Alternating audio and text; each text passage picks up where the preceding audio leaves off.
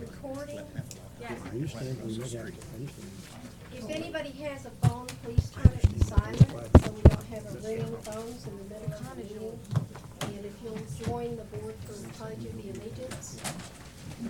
I pledge allegiance to the flag of the United States of America and to the republic for which it stands, one nation, under God, indivisible, with liberty and justice for all. I don't disagree with Dave, what he is. And if anybody wants to address the board, there are sign-up sheets in the back for you to sign up and give to Chris. And he will make sure that you get an opportunity to speak. And with that, Chris, agenda items.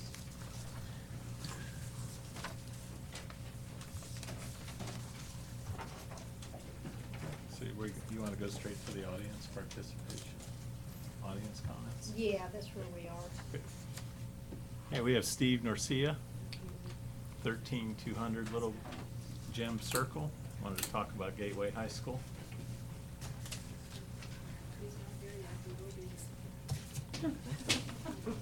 How about Bonnie Davis, Magnolia Lakes?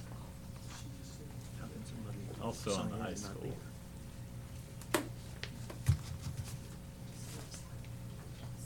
And just to remind the audience, it's a 4-minute time limit on comments unless the board extends it. Okay, thank you. My name is Bonnie Davis, and I live in Magnolia Lakes. Ladies and gentlemen, recently I presented signed petitions to the Lee County School Board opposing the planned Gateway High School, and I would like to make the following points to you at this time. The most important issue is safety and well-being of students. No sidewalks on either side of Route 82, none on the east side of Griffin from Magnolia Lakes to Route 82. The closest street light is 1 block south of Magnolia Lakes entrance. None on Griffin and Little Gem to Route 82. Predators and sexual offenders.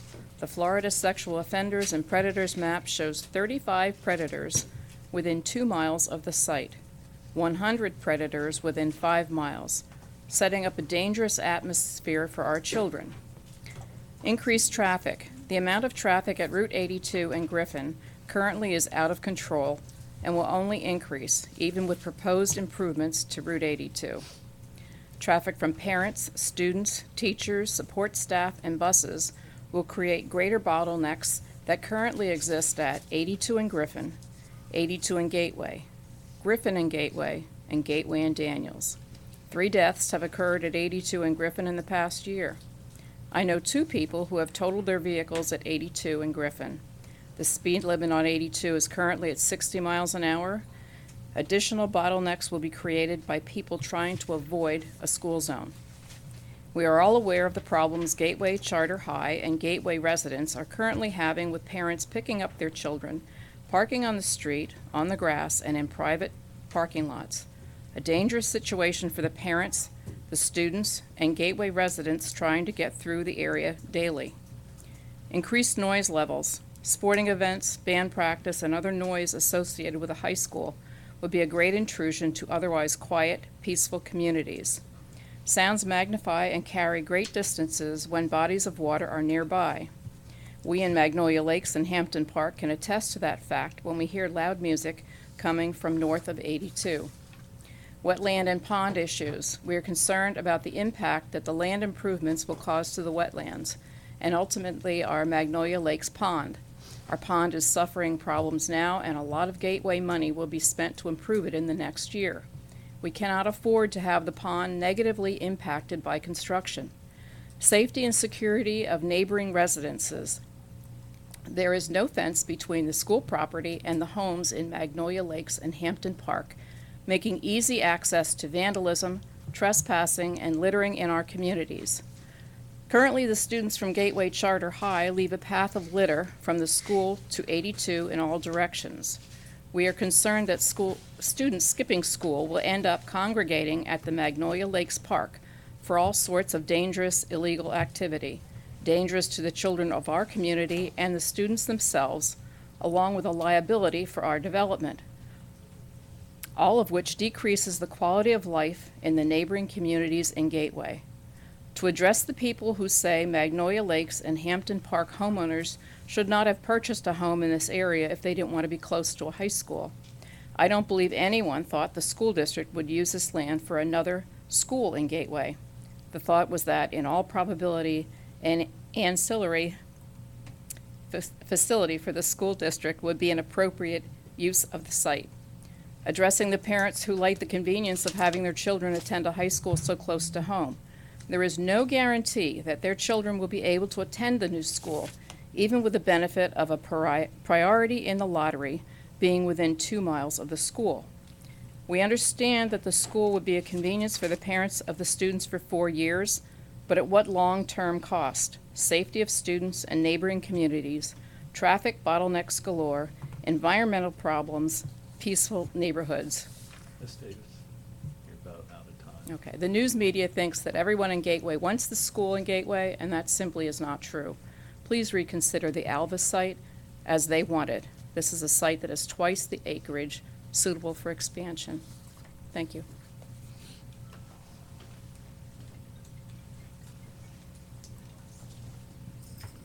The next speaker is Dolores Linscott, Walden Run Drive. Hi, everybody. Just the person you want to hear from. Dolores Linscott, Walden Lakes. And first I want to say I agree with the lady that was just up here. I'm so tired of fighting that traffic around those schools. I do hope you'll reconsider and not have it built here. Anyway, I wanted to talk to you. Thank you for fixing our lakes. It's been a long, hard drive. But at the end of our lakes is country club property. And they're going to keep falling in, but they're not getting stone put in their end. Not only does it look bad, but they're going to keep giving us problems because they're not fixed. And it would be a quick, easy fix while the man's in here already. Now, the country club pays 8 ERUs to the homeowners association, which means they pay you 8 ERUs. So they're paying money for all this and getting nothing. They're helping to pay for our yards to be fixed. So I'm hoping that you'll pay to have the country club property fixed. Not only does it look bad, but it's going to keep eroding. And then we're still going to have more problems. And also would like to ask you, are they going to fix our irrigation when they get through fixing the backyards? They'll be tearing up our irrigation. Are they going to fix the irrigation? You want to answer that one? Yes, matter of fact, we have a irrigation contractor, and as they put the trench lines in, and because some of the irrigation lines would extend down into the area where the fabric and stone is, they're, when they do the trench, they're marking that. Well, we saw people hand watering, so we thought maybe they hadn't got to that yet. They might not have, but they're trying to stay pretty close with the Okay. contractor and come in and Okay. fix it. And by the time they get to your lake, they'll have it down a little better schedule. Okay. Yes, we are repairing those. Roofs. They're doing a great job, by the way. Chris, Okay, you might that's know all I that want. The contractor has a 60-day, basically, liability on that grass. So he has to water, even though all of the residents over where I live are watering theirs because they have been fixed and are watering it often. They're coming by multiple times a day with the boat and shooting the water up there because the liability is on the contractor to maintain that stand of grass. So whether you would get your irrigation system fixed immediately after the sod is placed, you still have the fallback that the contractor is going to be Sure, watering that. sure. And the other thing I want to point out, and I totally agree with what you said, and we'll talk about it later, but the country club pays 226 EAUs. They pay 8 to the HOA and 226 to Gateway City. How many? 226, Really? yes, Well, then we should fix their lakes because they're paying for ours. to the tune of about 90 grand a year. Yes. All right. Thank you very much. And Dolores, I want to add just one quick thing, and I think it speaks to our reorganization, and part of the decision why we have Chris sitting in-house as a district manager and April and adding other roles, is if you look at this ponds project, I mean, it's huge, and there's a lot of costs that's involved. But the level of effort that Chris is taking on a personal staff to resident effort as far as going out, meeting with the residents prior to equipment coming on site, daily checks, following up with residents after work's been done. I mean, this is a level of accountability that, I mean, to be quite frank, we have lacked in the past. And it's doing a couple things. It's helping us make sure that we're managing I've seen him. quality of effort, which minimizes cost for rework, which again, we've had a little history of that. And from a user experience or from a resident's perspective, the amount of effort that Chris is putting forward is exceptional. And it's, I mean, for me, in having conversations with him and other residents, it should put some peace of mind for our residents that we're going to leave the area equal to or better value than when we came in. So I just want to add that because that's a huge. We huge have piece of big seen, kudos Chris to has been in our neighborhood almost every day. In fact, he was across the lake yesterday, I believe, for quite a while. Yeah. Might add, as the golf course side offers a challenge in that, one, we have 4.4 million for the 5 ponds. We only have 6 million approved from SRF, so that leaves us 1.6 million to do other work. Now, that means we can go into the other 8 ponds, or that we can do something else.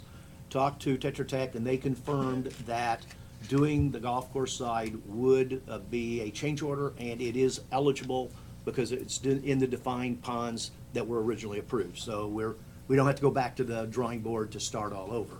But we do have to get a change order, and that creates a little bit of a problem in that these contractors have a deadline that we want your pond done, and we've got 86, 87, and 118 to finish.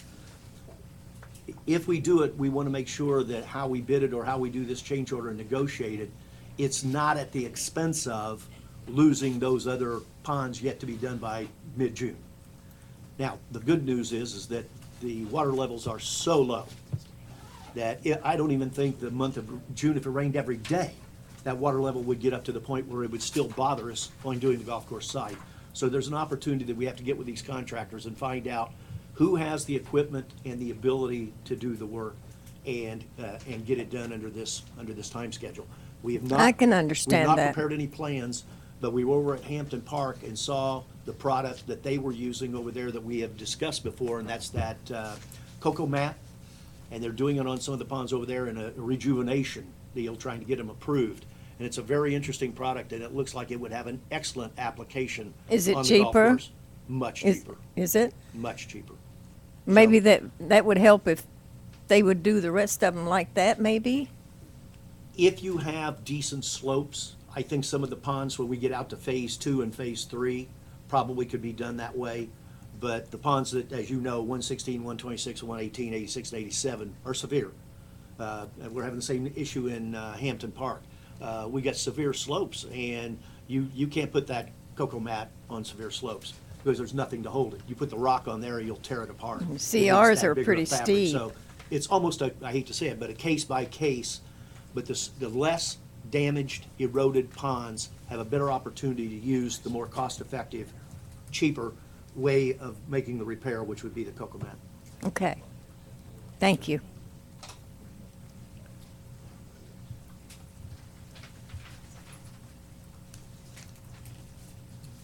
Next is Richard Macchia, Land Circle. Like to talk about the bocce group. That's me again, Mr. Botch. My name is Richard Macchia from 11283 Lakeland Circle in Silver Lakes. I represent the Silver Lakes Bocce Group. And a couple of times I've proposed that we'd like to have bocce courts put in by Gateway Park. And I was wondering what has happened with that proposal, if anything. Well, probably not a whole lot right now. We're in the process of trying to get one tremendous task underway, which is the ponds. And we've had discussion in the last 3 board meetings about looking at a Parks and Recreation plan. And I think there's really 2 options that are on the table. One is to look at what a much larger Parks and Rec plan might look like. and incorporate, bocce and other things into that plan, that's a little far out. I mean, we still have a ways to go there. The next opportunity is to probably look at building something out over by the fun park, where there's existing land and opportunity. The question is really around budgeting. I mean, we need to allocate dollars, and I don't see April, but we can look at what funding might be available. I think you had presented maybe, I think it was like 10K, somewhere around there. And I think, because we've got one bocce court in Stony Brook that I think is probably something comparable to what you may be looking for. So, Right. I mean, literally, it's just a matter of prioritization. I know it's important to you, and which makes it important to us, but just in the grand scheme of things, I just don't think we've had time to allocate or look for the funding in order to push something forward. Would you say anything different, April? April White, your business manager. We did have staff go over to the sports complex, and we were trying to find an area that would be a comparable area. And we are struggling with finding that area as far as a shared area at the sports complex with scheduling and whatnot. But staff had picked out a couple of spots that we were going to look at, and we were going to reach out to you. I have your number in my office, very good. and we were going to reach out to you and see if it would be enough viable space. So that is as far as we've got thus far, but I have directed staff to look at it. We've talked about expanding the playground, behind at the sports complex. Mhm. Maybe back there might be a viable spot. I don't know where you're considering. I think we were a little concerned with the safety aspect of being close to the slope of the bank there. That is one area that Anthony, I think, is scoping out, and the other area, I believe, is all the way to the far side of the complex. I believe in front of the far gate by the school. Yeah, there's room right there's there. a large area. Yeah.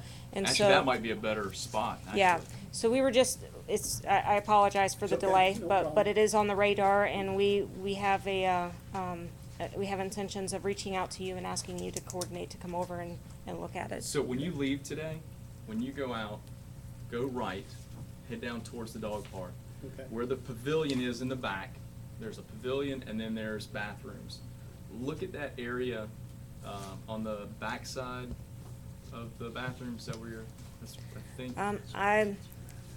Just look in that general area Okay. and see if there's enough room for at least one, One would be good. one regulation size. Sure. And if that's, because that's That's a start. available space. Yeah, sounds good. All right. Okay. Thank you very much. All right, you're welcome. We're And I working thank on you it. all. We haven't forgotten you. That's okay. The next meeting, I will bring my botch balls. So that's okay. Thank you very much, We'll meet everyone. after the next After, board meeting. okay, we'll try it out. Thank you very much. Okay. Hey, the next speaker, Jim Brand, Avalon Lake Circle.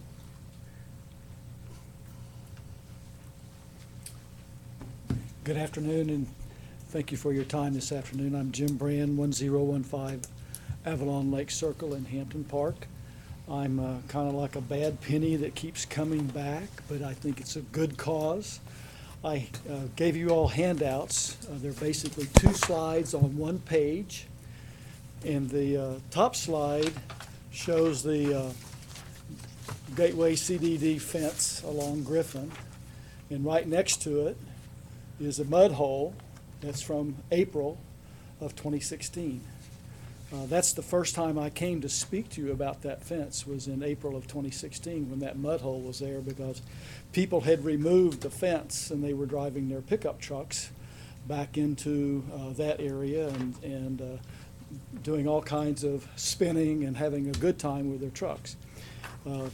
As Kathy knows, the fence has been damaged and been repaired multiple times over the last year.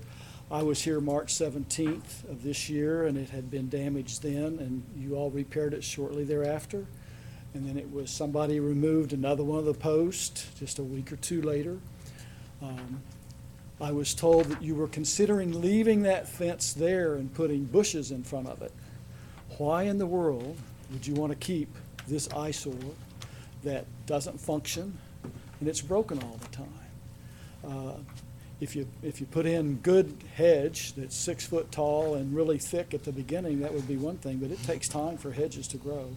I really believe, as I've proposed before, that we need a 6-foot fence that not only goes along the area along Griffin, but then goes back by the church, where people drive from the church back into this linear park. And I think that's all still Gateway CDD right away. The next thing I want, and I would like for you all to really consider getting this taken care of so that I'm not back in 3 months asking what the status is of this fence. I think it's important enough. Those of us that live in Gateway love our community. This is an eyesore. You know, it's not appropriate for our community to have that kind of fence along Griffin, which is a much-traveled road, as we all know, and it's right outside your headquarters here. So we need to get that removed and a more appropriate fence put in. The next thing I would like to talk about in the lower half of that top slide is a black square, and that's Griffin Drive at night. There's no street lights from Little Gym to SR 82, none. It's not only going to be a safety issue if we do get a high school, and I think the last time I was here it was mentioned, well, let's just wait till we get the high school and then we'll get the lights built. That could be 2020 or not at all. We need the street lights now. It's a huge safety issue for your residents that you're here to support. We need that lights put in appropriately. I've talked to Ed Tinkle about it. He's got a design, has a cost. I really would like for you all to consider what he shares with you about that design and that cost to get those lights put in. It's a huge safety issue for our residents. And then last but not least, well, on the right next to that black square is a picture of a Hampton Park lake that was taken about a month ago, right before I came last time, and I spoke about the lakes. At that time, I was not aware of what was going to be done with the Hampton Park lakes. Subsequently, I've learned we have a committee, ad hoc committee in the community, and we invited Ed on Tuesday, Ed Tinkle, to come and speak to us about what's being done with the Hampton Park lakes. And he shared with us the designs, the plans, the strategy, and reassured us that we were going to have wonderful storm ponds in Hampton Park. And then I said, well, Ed, come and look at the lake right behind my house. He did. I'll let Ed comment about what his findings were, but the feedback I was given was that it's not being done appropriately, that there are issues. I talked to Chris before the meeting today. He spoke to me about the fact that proper permits weren't being acquired. So you all as the total supervisory board of Gateway CDD need to be fully aware of where we're at today, and then make sure that what Lennar does is they do it, that they're not wasting money doing a bad design, a bad project, and then you turn around and say, guys, this isn't right. You got to go back and spend some more money. I would prefer to have Lennar do it right the first time, for me as a resident, and for them as a company. There's no use spending money that's they don't need to spend. Thank you very much. Thank you,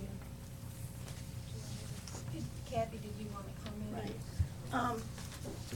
Mr. Brown, on the fence, I have asked Al to get a proposal for a fence. However, I found out that WCI owns that property, so I talked to the attorney about that, and I also would like to contact WCI and see if they would pay for half the fence, if that was a possibility, or they have to give us permission to build the fence. So we do need the proposal. Ella's in the process of getting it, okay? The hedges was a suggestion, and we are getting a proposal for the hedges too, because we want to weigh all the options and see what is more economical.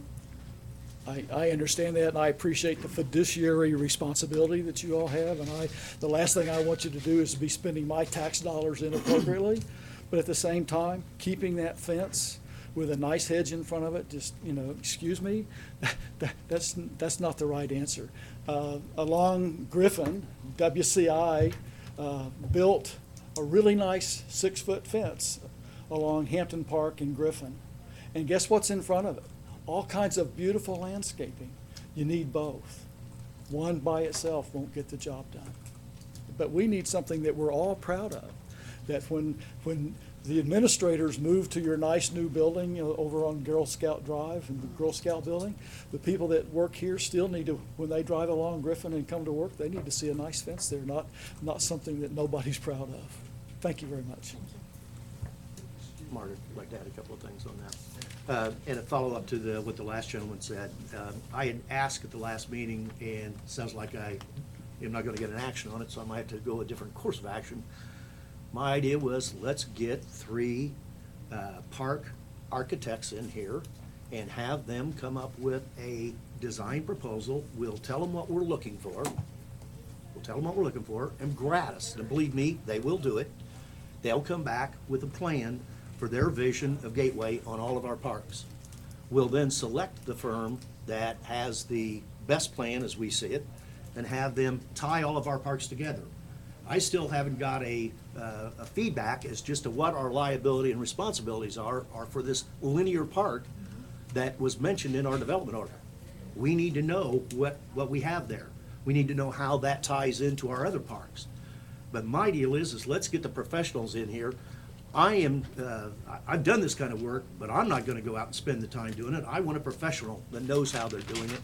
We've got $130,000 in grant funds sitting in the county in our name that we can use that money to start doing this. Whether it is building a fence, whether it's building landscaping, whether it's putting in a nature trail, whether it's putting in and completing the blacktop linear trail, whether it's putting in bocce ball, or what's the other game, pickleball. All of those things can be examined, and then they're going to obviously have to be phased on the money. But the first step is to retain an expert that knows what they're doing. And so I'm going to keep pounding on that. Let's get the experts in here. I guarantee I can go to the phone book, make 3 phone calls, and they'll be in here at the next meeting. But I don't think that's my job. I think that's staff's job. And I asked it at the last meeting, and it looks like it's been kicked down the road, and I'm not enjoying kicking it down the road when we have residents asking for something to be done. And it's something that should be done.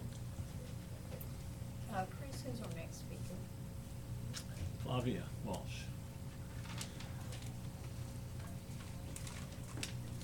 Hi everyone.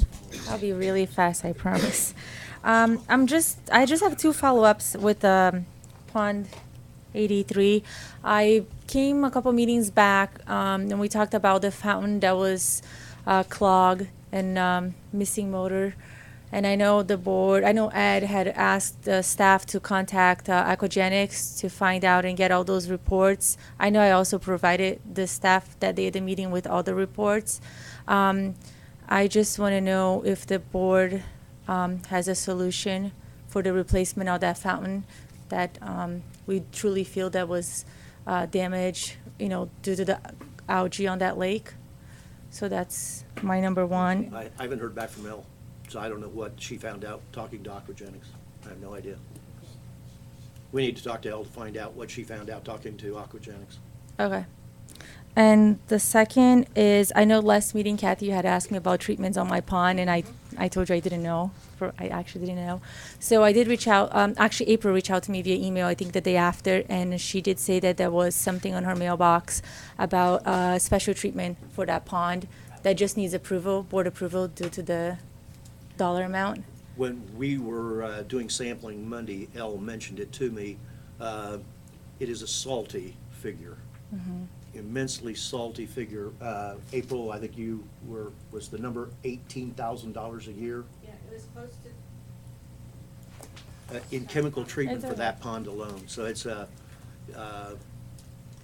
tough one.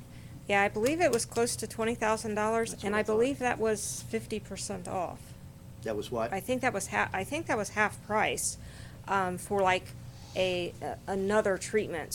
So I think that was get your foot in the door bargain price for that particular treatment. So what I've asked staff to do is Ella's working on reaching out to this manufacturer and getting some references and talk to some people that have actually implemented this treatment to see when they had it done, how successful it was, whether they're on their second or third or still waiting, get some feedback from the actual, users itself before we bring something to the board and make a recommendation. So that's what she's working on now, because it is a salty figure. And is that eradication or preventative maintenance ongoing? I don't know. You don't know? It's a product that is what's the word I want? Like an additive that you put into ponds to try to, like a bacteria, that you put into ponds to try to take care and digest the algae and the other material. I know enough about it to fill a thimble, so Elle's working on it, but I did hear that number, and it was salty. Right, so we're just trying to gather more information We about need the to get product answer on itself that, but before we bring it to the board. The issue is Pond 83 is totally different than anything we've got in Gateway, in the fact that it has essentially nothing feeding it. And that a response to one of the earlier people that talked about the school. The school will have absolutely no impact on Pond 83. The entire school drainage system goes to Hampton Park. Not one drop of water. And in fact, if water did go south through 83, it would probably be to a benefit. Good, not wash to- it out. It would help wash it out, yeah, that's right.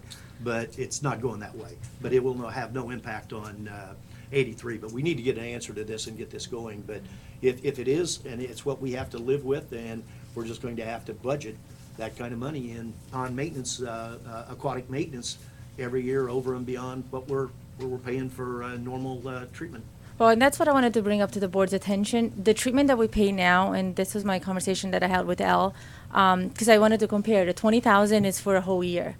Right now, we just had 2 treatments on that pond, and each one was $4,500. So you had 2 treatments. It's $9,000. So 2 more treatments, and it will be 4 per year needed. is about what you're talking And it about. will be needed. I was saying that in 6 months, here goes your $19,000 spent. So 20,000 for a whole year versus each treatment at $4,500. So it is upfront when you see 20,000, but then when you see what you actually spent, It's a mess. it's not. So that's the only 2 items I have. Thank you. Tim agreed, but they're not going that way. Next is Rhonda Brewer with Lennar.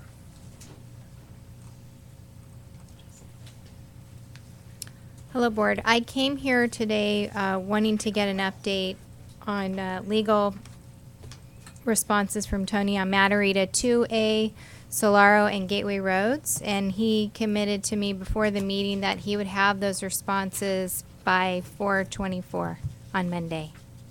So that's a For the good record, update. yes, that's what we talked about. I Yes. agree, yes. Okay, thank you. And then as a matter of update, we will be resubmitting our legal responses back on Matarita 3, Matarita 4, and Karina 2 this afternoon.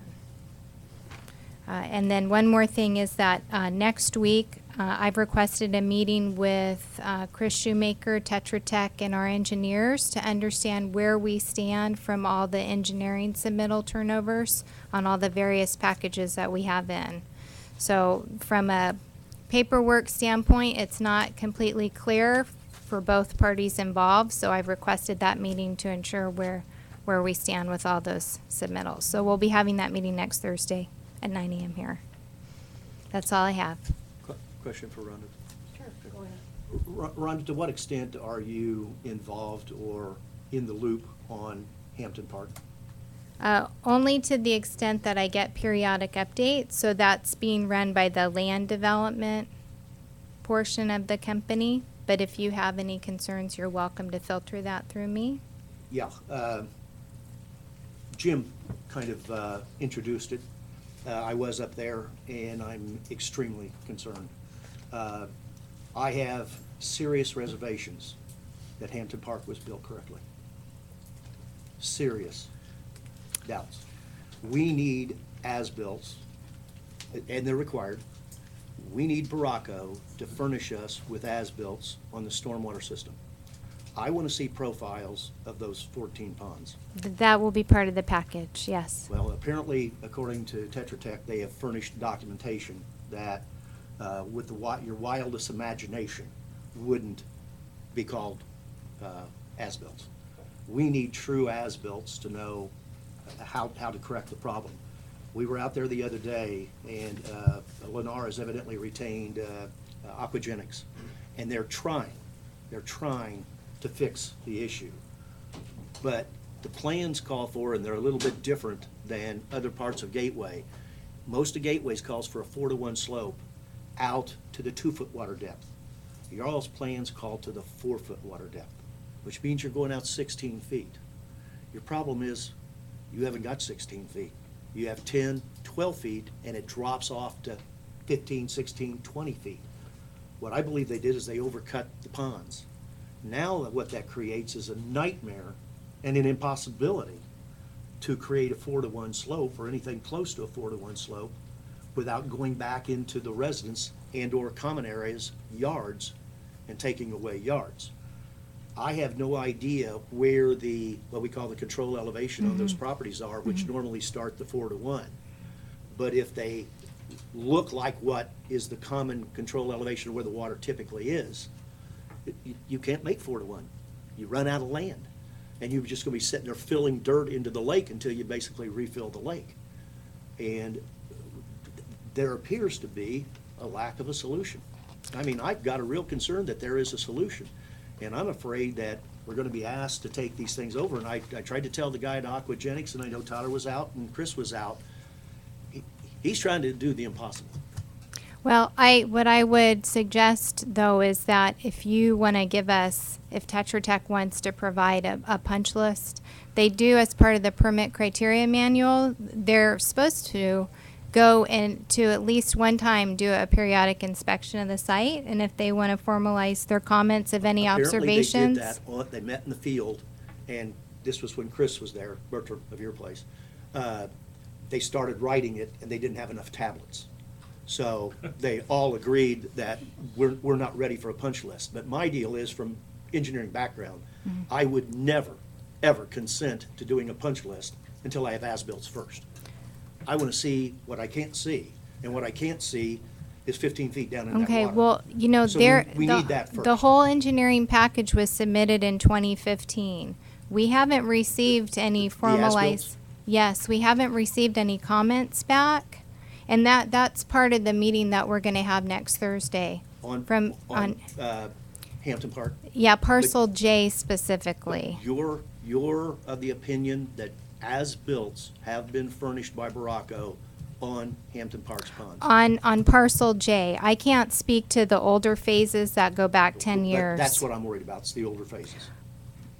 Well, We need those as-bills desperately to be able to formulate what a solution is. I don't want to see Aquagenics or any other vendor going out there and basically throwing money away.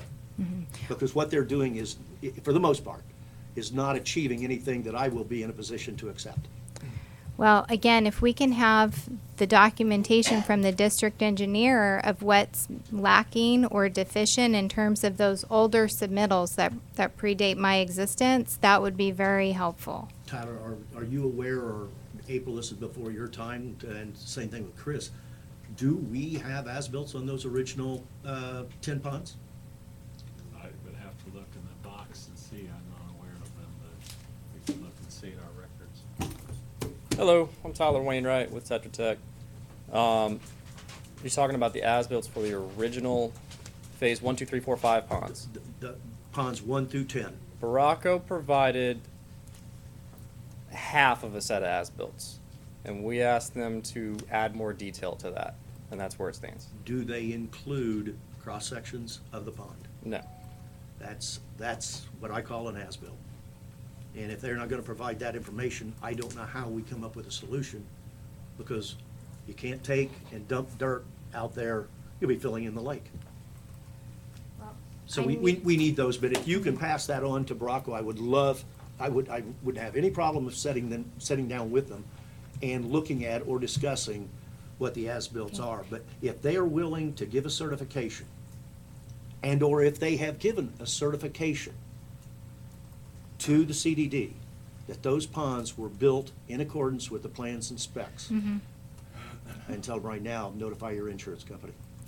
Yeah, okay. Well, if I can get the comments that you said were sent to them, that would be very helpful. Well, can we do this? can you make a request to, is it Bronco?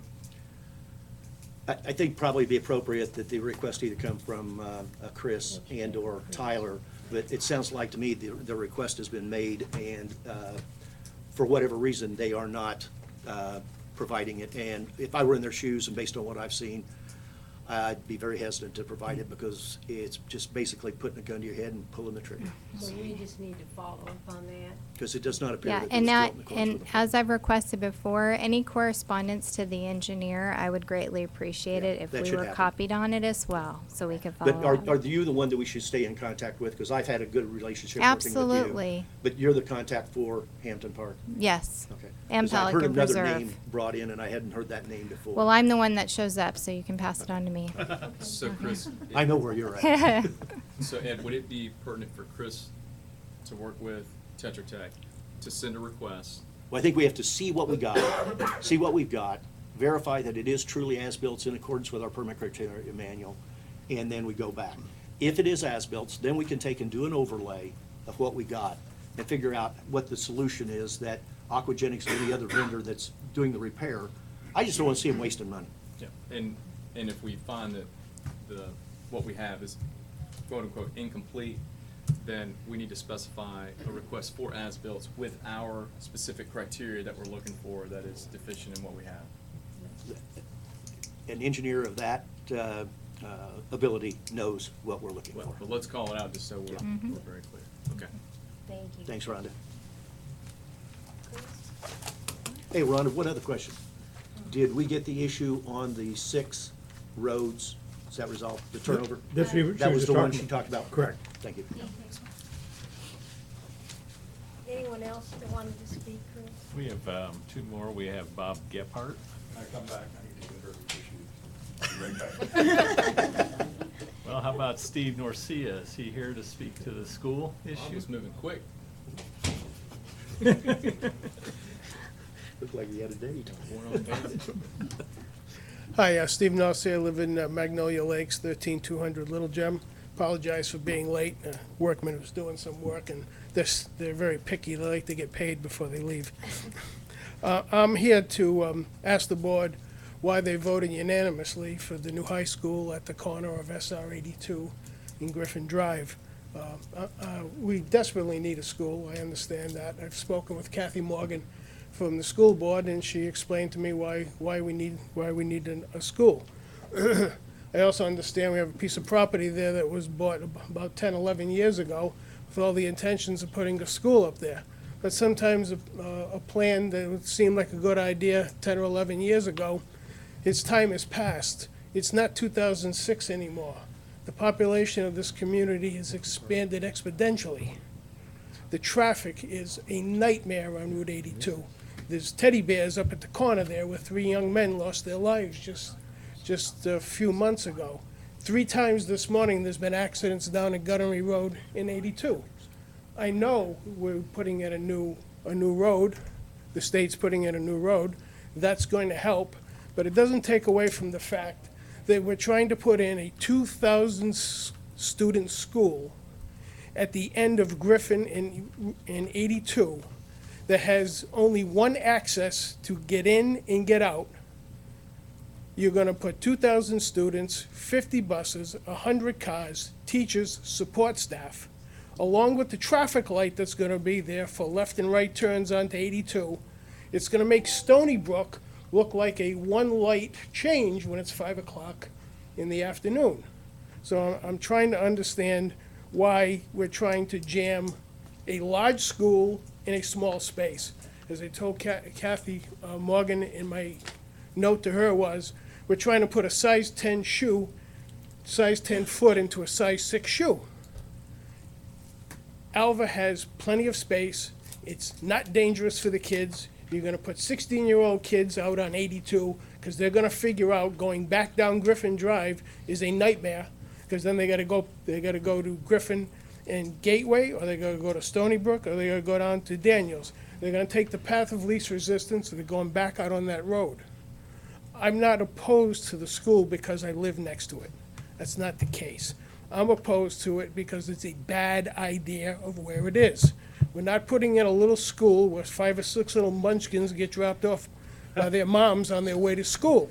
You're putting a significant amount of traffic on that road, and you're gonna landlock people in the morning who are trying to go to work. There are gonna be buses on the road, cars on the road, not to mention that Griffin Drive is one of the major cut-throughs for people coming off SR 82, because they don't wanna go down to Daniels and Gunnery.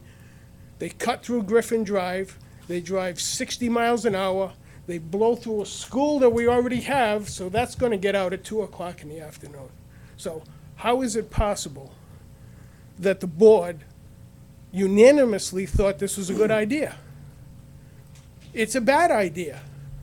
If this was Alva and we had all that other space, enjoy yourself. Put in as many schools as you want.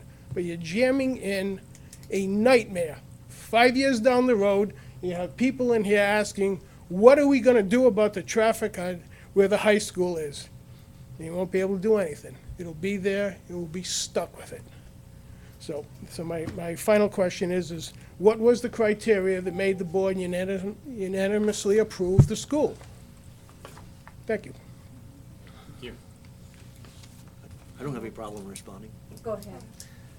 First of all, they own the property, and they can do as they please with that property.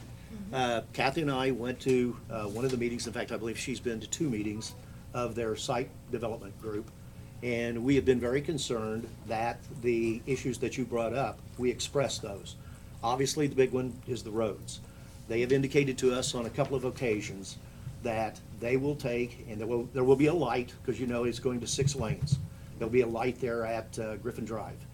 They have also indicated that they have talked to the Department of Transportation, and then they will have a turn in to the school site off of 82, and they will have an exit out of the school site off of 82, or from their site onto 82 eastbound.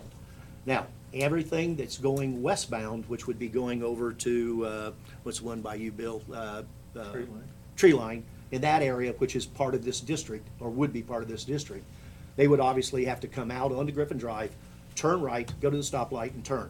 Now, relative to off-site improvements, and this is where we wanted to make sure that they understood our position as the CDD. We have the water, we have the sewer, we have the irrigation system, and we have the storm sewer system ready to go. Our wants and needs and desires to them would be back. First of all, Griffin Drive is going to have to be 4-laned at least from their place to 82. That would be one of our requests. And I don't think that, from their engineering perspective, means anything. When you're looking at a $50 million deal, that's a flea on an elephant's you know what. Means nothing. Stormwater is nothing. Streetlights, I'm gonna be talking about putting streetlights up and have a motion to do that yet as we leave this meeting today. Sidewalk, we have a sidewalk on the other side, and there is no reason why a sidewalk couldn't be asked to be extended from the entrance to Magnolia Lakes on down to that school facility, and again, considered a part of their off-site. Now, those are kind of the things that we can control and have access to on a piece of property that they own, and they can do anything they want with, whether we like it or not. Now, you get the other side of it, and I used to have a nickel in this deal because I had a son that drove 15 miles to go to Riverdale up that dangerous road. So a lot of people would like to see a high school here, and especially if it has an IB program, which would be very advantageous. But the issues, as you point out and several others have pointed out, we got to figure out a way to address this transportation. Certainly have to address that. And we've certainly explained to them our concerns about the Is transportation. that gonna be worked out before they put a shovel in the ground, or is this gonna be, we'll get to it after we put the school up? Well, their first thing is that their site development team of about 24 people, is my understanding, they're meeting June 6th, and they're gonna make a decision of which way they're recommending that the school go. Then after that, and of course, they've hired an engineer who is doing all the due diligence on both of those sites. So I'm assuming that we're gonna get the opportunity somewhere between now and June 6th to talk to their engineer and make sure that our concerns of that going in. If they were simply gonna go in there and put in a school of the magnitude that we're talking about and do nothing about our concerns on the transportation, you wouldn't have my backing. But I am convinced they're going to do that. And I think Kathy wanted to also comment on this. That's all I got. Lee County has given a gentleman He's the person, the liaison for 82. And he has been talking to them in case the school does go in Gateway. Now, if you also look at it, they do own the property. We really don't have a say what they do with it. However, we have twice as many students, okay, within a 2-mile radius than Alva has. And they think that that 2-mile radius, that they won't have to bus them, okay? So there wouldn't be buses. They're thinking they would ride their bikes. So that was another alternative. Drive their cars. Yeah, well, okay, so that was the other alternative they were thinking of. Next Wednesday, no, 2 weeks. May 3rd is another meeting, okay? It is a public meeting. I go to it. It's the first Wednesday of the month. It's at 3 o'clock.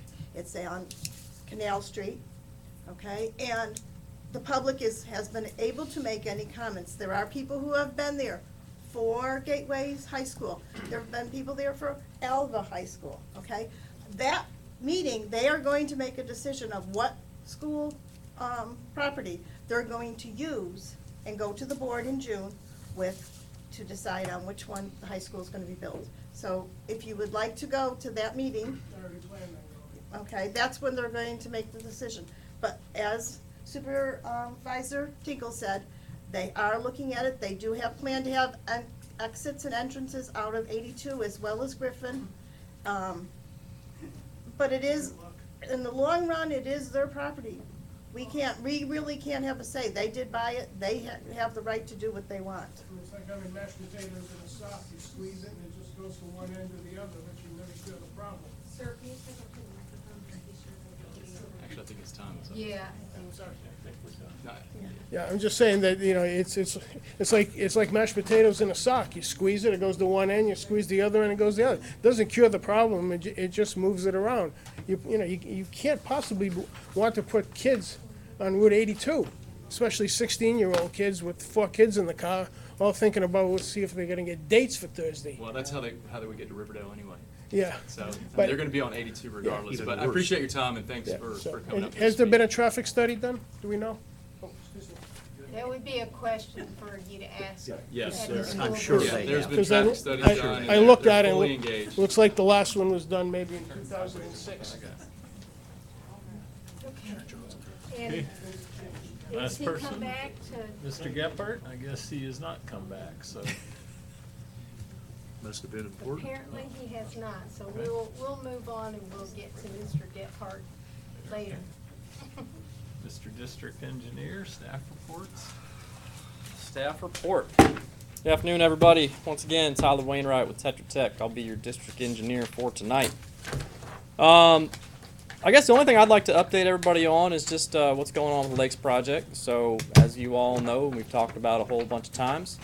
There's 5 lakes that are under contract right now. 2 of them are currently under construction. That is 116 and 118. So that is Walden Lakes and Callaway Green. So those are the 2 that are currently getting worked on. 116 is about 3/4 of the way done. They should be done in the next couple of weeks. 118, let's say, is about half the way done. So next ones they'll be moving to is 87, which is Cypress K, and 126, which is also Walden Run. So Cypress K, they should be out there in the next 2 weeks, let's say. And 126, they'll be moving as soon as they're done with 116. So far so good. No major issues. Everything's going along pretty smoothly. So Tyler, in your opinion, are we on schedule from a timing perspective? And if you were to grade the quality of work at this point, would it be an A, a B, a C, a D? As far as on schedule, I think the schedule I looked at yesterday, they're 1 day behind. So yes, they're on schedule. As far as grade of work, I'd give it a solid B+ right now. So, I mean, I think, staff level, I think we're pretty satisfied with what they've got going on and moving forward. Very good. I think the only issue that I've gotten, Tyler's seen it, and I think Kathleen's seen it, and everybody has heard about it in Gateway, and that's the issue of the golf course site. Of what can we do that while we're there on both 116 and 126, I think, you showing the drone pictures? That's pretty cool. Yeah, they're very good.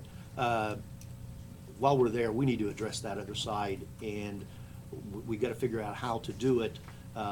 First of all, some type of plans have to be drawn up to be able to get a change order from the contractors, or to go out and actually rebid it, because this is going to be a healthy price tag.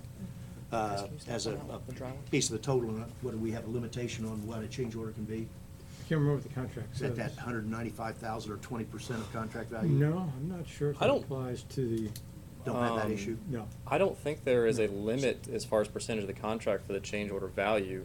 But our big thing is we would probably want to get a price for more than just one bidder. I don't have a problem getting a change order from the contractor Metro in there that's doing the work. I mean, they're doing a great job. But I don't know that they have the ability to meet our timeline to be able to do it timely. Just, But we need to initiate the process. The first thing has to be, we got to design something up to give them of how to do it. I would like to see it done without having to bring in fill material. I'd like to do it with the material that's out of the lake. We've already pulled some of that material out of the lake up by our staging area, and the material is pretty stable compared to what we ran into down in 106, 7, and 8. So it looks like we have a chance, and in fact, I guess it met the Proctor requirements. So it looks like we have an opportunity to save a lot of money if we can excavate the material that has slipped down in, put it back up, let it dry, level it out, compact it, and put cocoa matting on it, and then plant littorals. Madam Yes, sir. But we got to have an authorization to do that. Chairman. Ed, you make some fine sounding statements. Thanks, Bill. But, first of all, this board decided quite a while ago that we were not going to do the golf course sign. Maybe that wasn't the perfect decision, but. Passport, Pardon? passport, not this board. That's, well, that's right. We weren't on Okay. it. All right. But those decisions stand until altered. The other part of this is that I don't want to ignore the fact that we estimated that the cost of these 5 lakes, these first 5 lakes was gonna be about $3 million, and it turned out it's gonna be about 4.4. So we're way, way, way, way over budget as it is. Once we get the 5 done the way they're contracted now, hopefully we'll have enough money to do 3 or 4 of the ones that are on the next schedule. But if we keep spending money that we don't have, we're never gonna get this job done. And I am terribly worried that the assessment levels that we're gonna ask our residents to incur is just going to be way out of line. Thank you, Madam Chair. Margaret, in response. First of all, I want to make sure, because the newspapers are probably listening, we have an acknowledgement by South Florida Water Management District through a non-compliance letter on Pond 1 and 26 that gave us advance notice. You got a responsibility, now go fix it. The only reason we haven't got a letter on the other ponds is because Tetra Tech has been meeting with them on an annual basis and keeping them up to speed, thoroughly up to speed on what we're doing. So the option of doing nothing is not in our vocabulary. Did I make a No, statement but that that means led we're you gonna to spend think that I suggested doing nothing? But we're going to be spending money, and we're going to have to spend money to do this, Bill. Well, you have mentioned that umpteen times, but we have yet to talk directly to our residents as to how much this is gonna cost them. And I think it's high time we do. Bill, at the last meeting, you weren't here, we did talk about that. We indicated that $6 million on the basis that we get the bond validation approved, which means that we can have 20-year financing instead of 5-year financing. It's costing other residents about $65 per EAU, resident, household, not person, household, per year. So if you have to have $18 million of expenditure to solve these ponds, then multiply the number 65 by 3, and that's what our investment, if 18 million buys it all, that we'll have when it's all said and done. It's about that simple. And what we were doing is that we had an analysis that Tyler had prepared that showed this first 4.4, and keeping in mind, the only thing that we've gotten approved from SRF is $6 million. Right. So to be able to go back and do anything beyond 6 million, whether it be the golf course or the next 8 ponds in phase 1, we hit a wall at 6 million. So we have to go back and get an extension of the loan, okay? We have to be able to do that. That's why we're trying to get the bond anticipation or the bond validation documentation up to 12.5 or even 20 million, so that we don't have to pay those legal fees and the engineering fees to do that over and over and over again. I think that's a mistake also, by the way. What's that? Doing what seems to be a good business decision is not always a good political decision. I'm not in the political business. Well, you are whether you know it or not. That's what this board is. I'm in here to run a business. Well, I'm not here for this is not politics. you cannot run this like a business when you've got 4,000 residents out there. I can run it as a business, and I will run it as a business. Working 2 jobs with a bunch of kids. You've got to take the residents into consideration on this. Residents is one thing, politics is a different thing. I'm not into politics. And one comment that I'd like to make is that originally when we were talking about the project and we were gonna do the residential sides of these, we were looking at the golf course side to plant littorals. That Yes. we felt like That's what we wanna that do. would be good enough to take care of the golf course side. Well, you gotta stabilize the bank first before you plant littorals. Right now, there's no slope there. So You've got to establish the slope. That's where the cocoa mat comes in. Reestablish the slope. Very easy to do because it's simpler, much simpler construction on the golf course side. You don't have that big drop off. So put in the material, the fill material, dredge it out, put it up there, compact it, put the cocoa mat on, and then put in your littorals. So just rough, I'm not gonna hold anybody's feet to the fire. If you were just gonna take a wild guess to how much it would cost to do the cocoa mat on the golf course side, what are we looking at approximately? I would hope that we would be under $100 a foot. Everything. Okay. Under 100 a foot. How many feet are there? You know what it is on the golf course side? About 30, I'm gonna say 3,000 feet. Just on the 2, 116 and 126. 116 and 126. Well, let's see, the 18th hole is 600 yards long, so there's 3,000 feet 1,800. roughly, let's say. Yeah, 3,000 feet would be close. Okay, so. Is that 300,000? Yeah. So that's. Yeah, That's not small that's good. change. I So understand that. Let me make just one quick statement, and Ed, you were engaged in the very beginning of actually, you've been involved in the whole ponds project the whole time, and there was a decision not to do the golf course at this particular time. However, I do know when you're in engineering projects or construction projects, you hit times where a change request or a modification to that plan is warranted because the cost benefit or your return on investment is there. What I would say is, before I would make any decision or approve any additional expenditure, we would need a cost benefit to bring to the board to say, the reason why we do this now is X versus down the road. Here's the benefit to the cost, because what we initially are doing is, even though it could be a cost-saving measure, it could add additional time that would delay other lakes. That we can't have. Yeah. So That can't happen. yeah. So I would reserve making any type of judgment until I understood what the cost benefit was and what was the actual reason why we would even consider modifying at this point, getting off the original plan. Yeah, one of the issues. If we were to go back and do it at a later time, how much would that increase the price? One of the issues you've got to look at is, have you been over there to look and see what's going on? No. Go over there and see that material that's in the lake, and that'll give you a good reason why you do it this way. We have a barge in there that's probably, 35, 40 feet wide and 60 feet long with a huge crane on it. There it is right there in the picture. You don't put that in and out of the lake for peanuts.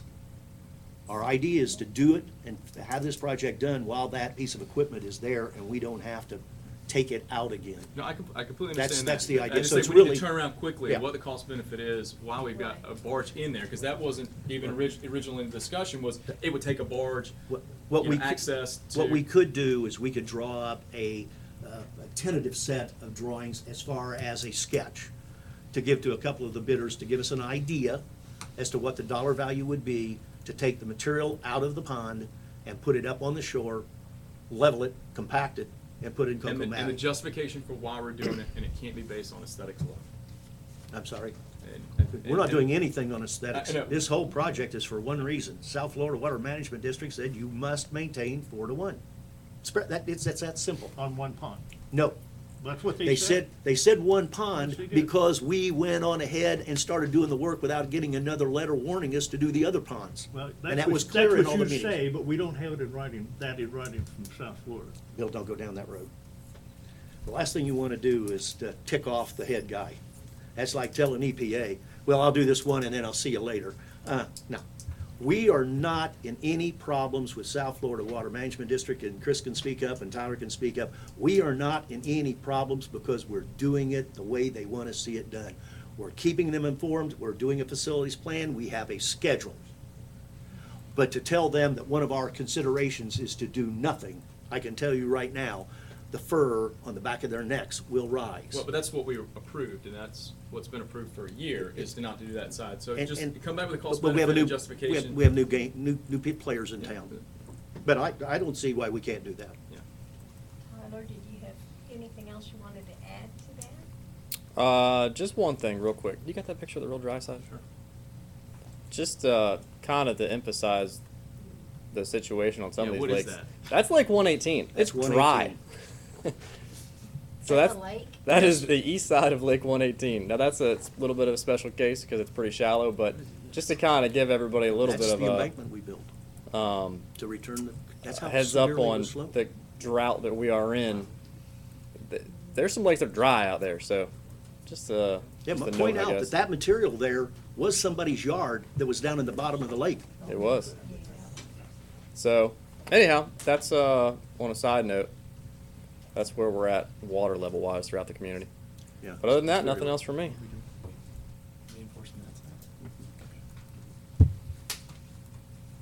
Thanks. Yep. Do you have any comment you wanted to make? We had one more. Mr. Gephardt. Yeah, we'll go back to Mr. Gephardt. Get it before he has to run again. Exactly. Bob Geppert from Pelican Preserve, and thank you for indulging me. I didn't want to miss Miss Brewer because, interestingly enough, apparently she has a new phone number with Lennar. So I find out now that my 9 phone calls and messages have been going out into wherever, but not to her. I'm here to speak today because we have 3 bid proposals that were going to be presented today. They're in the packet, agenda packet. B, having to do with drainage and rainwater gutters. The 3 are, one is Copeland Enterprises for $10,175, and this is to do Pond 25. And if you recall, we put GeoWeb in Pond 25 last year. This will complete that process entirely by now connecting the homes that are on that pond to the downspouts, to the double wall piping, and into the pond. We have another bid for $15,775, and this is Pond 29. And again, this is a pond that was completed either 15 or 16, I'm not sure, but recently. And it connects those homes to those that same infrastructure. The last one is from Extreme Divers, and it's $21,473, and this is for Pond 27, which is the pond we are currently engaged with putting ArmorMax in. Our ArmorMax installation is on time, in budget, and to your question, it's Doug, it's at least an A. They're doing a very, very good job for us. Expect to have it completed next week. The only issue we're going to possibly have there is we don't have any water for irrigation. So that's a problem everywhere, but if you're putting inside, you want to make sure that you do that. So that's our last remaining feature to be knocked out. So you're going to delay that side installation?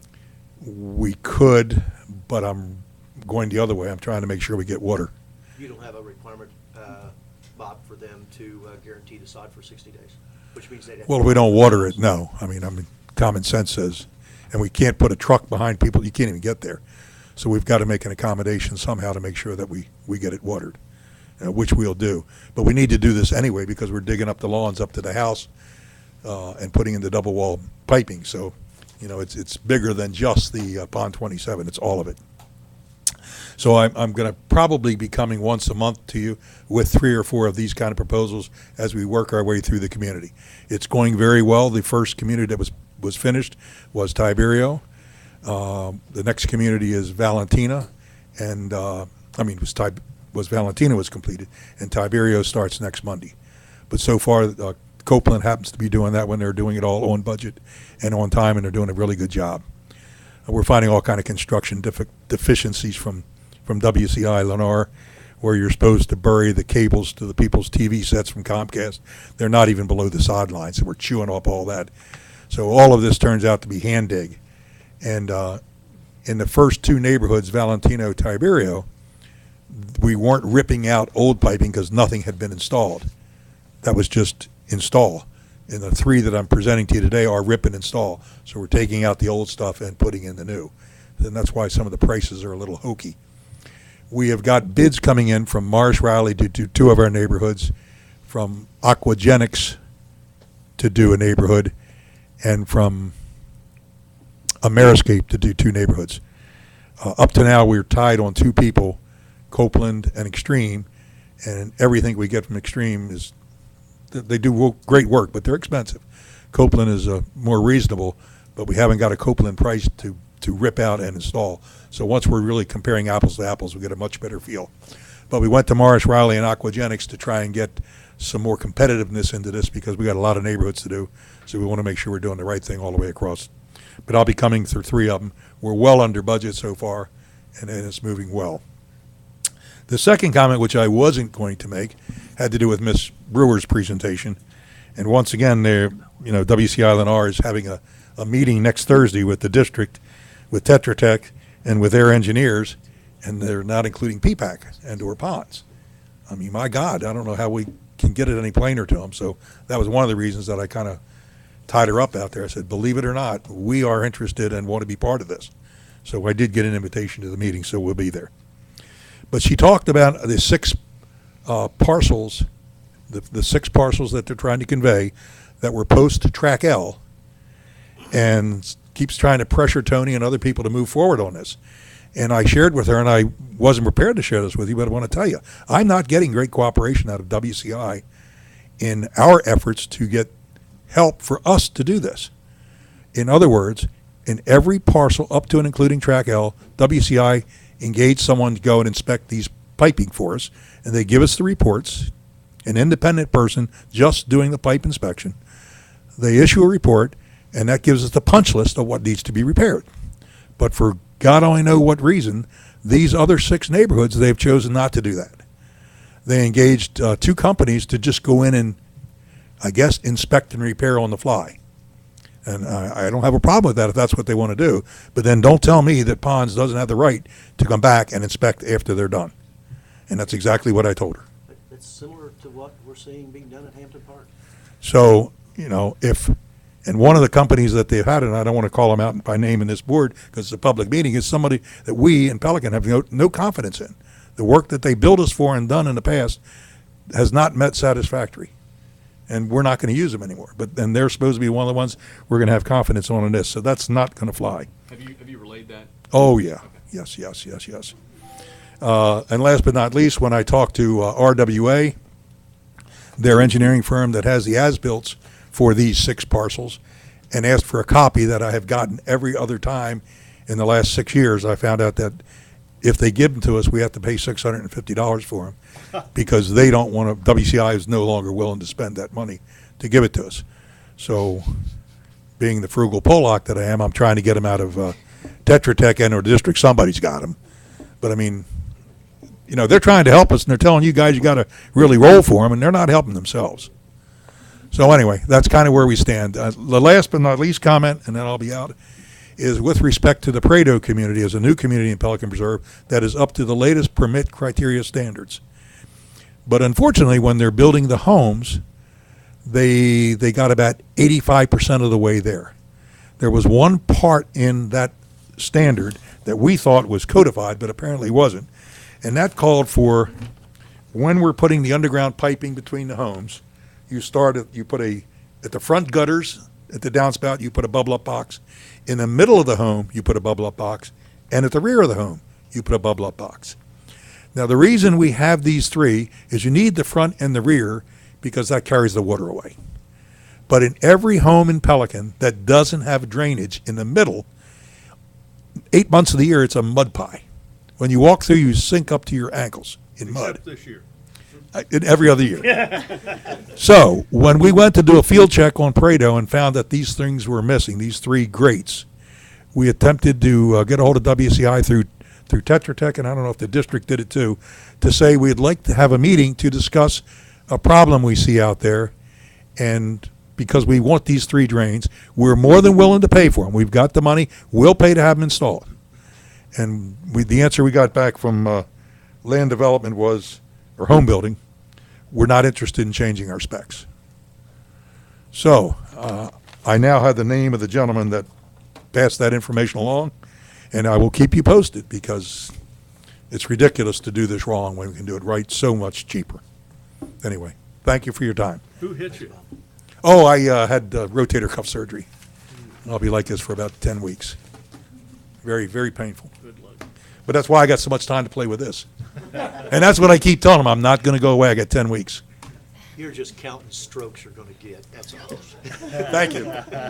So I have a follow-up question, not necessarily to you, Bob, but you brought up something. So I had a landscaper reach out to me and ask who he should get in touch with in the event that he has residents in the country club area who are asking for underground piping for rain runoff to feed into the lakes. And I said, well, Pelican is doing that very thing. Matter of fact, they're doing a much larger scale.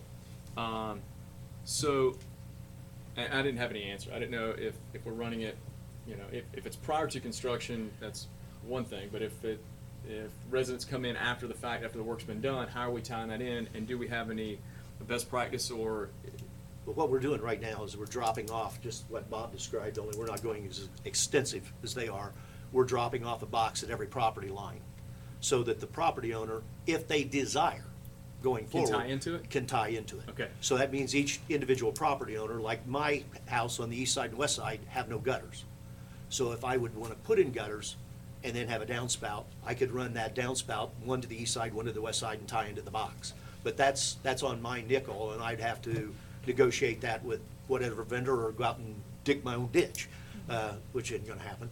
But every property owner is going to have that alternative. Now, some property owners have already had the gutters. They already had the black pipes go down to the water and into the water. They tore those out as they went, identified where it crossed the, what do you call it, the matting line, the fabric line, and they came back and put in a box there and tied it in. Okay. So the contractor's doing an excellent job doing that. Very good job. Can we I don't know, you or Tyler or I don't know, Chris, somebody, can we draft up kind of an SOP for that we can put on the website for our contractors or vendors? So in the event that they are doing work, or even if a homeowner has a question on tying in, we've got an FAQ or a standard operating procedure that they can go by. So I think it'd be a good thing to have out there, and it would be beneficial for everyone to tie in. I mean, that's the idea. And there'll be a lot of people that have no clue of what those boxes are.